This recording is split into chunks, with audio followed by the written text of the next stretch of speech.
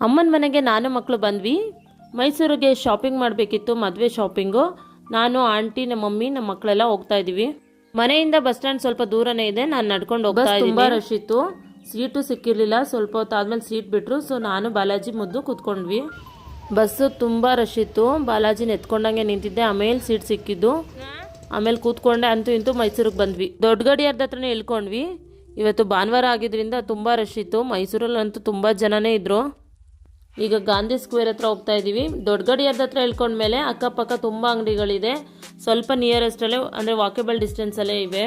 ಎಂಟ್ರೆನ್ಸಲ್ಲೇ ಬಟ್ಟೆ ಅಂಗಡಿ ಹತ್ರ ತುಂಬ ರಶ್ ಇದ್ದಾರೆ. ಇನ್ನು ಒಳಗಡೆ ಹೇಗಿದ್ದಾರೋ ನೋಡಬೇಕು. ಎಂಟ್ರೆನ್ಸಲ್ಲೇ ಗ್ರೌಂಡ್ ಫ್ಲೋರಲ್ಲೇ ತುಂಬ ಜನ ಇದ್ದರು. ಜನ ಜಾಸ್ತಿ ಅಂತಲೇ ಹೇಳ್ಬಹುದು. ಇನ್ನು ಫಸ್ಟ್, ಸೆಕೆಂಡ್, ಥರ್ಡ್ ಫ್ಲೋರಲ್ಲೆಲ್ಲ ಇನ್ನೂ ಎಷ್ಟು ಮೆಂಬರ್ಸ್ ಇದ್ದಾರೋ ಗೊತ್ತಿಲ್ಲ. ಫಸ್ಟ್ ಫ್ಲೋರು ತುಂಬ ರಶ್ ಇತ್ತು. ಇವತ್ತು ಬಟ್ಟೆ ಪರ್ಚೇಸಿಂಗ್ ಬಂದಿರೋದು ನಮ್ಮ ಅಣ್ಣನ ಫಿಯಾನ್ಸಿಗೆ. ನಾನು ಬಂದಿರಲಿಲ್ಲ. ನಾವು ಸೀರೆ ನೋಡ್ತಾ ಇದ್ವಿ. ನಾವು ನಮಗೆ ಸೀರೆಗಳನ್ನ ನೋಡ್ತಾ ಇದ್ವಿ. ನಮ್ಮ ಮಮ್ಮಿ ನಮ್ಮ ಆಂಟಿಗೆ ಸೀರೆ ತೊಗೊಡ್ತಾ ಇದ್ರು. ನಮ್ಮ ಆಂಟಿ ನನ್ನ ಹತ್ರ ಈ ಕಲರ್ ಇದೆ, ಆ ಕಲರ್ ಇದೆ, ನನಗೆ ಇದು ಬೇಡ ಅದು ಬೇಡ ಅಂತ ಹೇಳ್ತಿದ್ರು. ಅಕ್ಕ ತಂಗಿ ಏನೋ ಮಾತಾಡ್ಕೊಳ್ಳಿ ಅಂತ ನಾವು ಸೈಲೆಂಟಾಗಿ ವಿಡಿಯೋ. ಫೈನಲಿ ನಮ್ಮ ಚಿಕ್ಕತ್ತೆ ನನ್ನ ನಾದಿನಿ ಇಬ್ಬರು ಬಂದರು. ಈಗ ಮದುವೆ ಹೆಣ್ಣಿಗೆ ಸೀರೆಗಳನ್ನ ತೊಗೊಡ್ಬೇಕು. ಆ ಅಂಗಡಿಲಿ ನಮಗೆಲ್ಲ ಬಟ್ಟೆ ತೊಗೊಂಡಾಯ್ತು.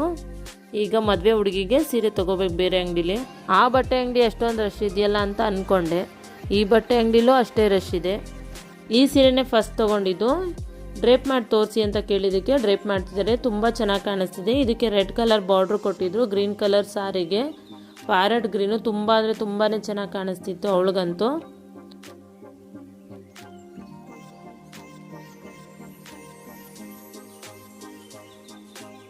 ಅಲ್ಲಿ ಸೀರೆ ಬಗ್ಗೆ ಚರ್ಚೆ ನಡೀತಿದ್ರೆ ನಮ್ಮ ಮಕ್ಕಳು ಇಲ್ಲಿ ಸೈಲೆಂಟಾಗಿ ಕೂತಿದ್ದೀನಿ ಅನ್ನೋ ಬಿಲ್ಡಪ್ಪು. ಕ್ಯಾಮ್ರಾ ನೋಡ್ತಿದ್ದಾಗೆ ಅಲರ್ಟ್ ಆಗಿಬಿಡ್ತಾರೆ ನನ್ನ ಮಕ್ಕಳು.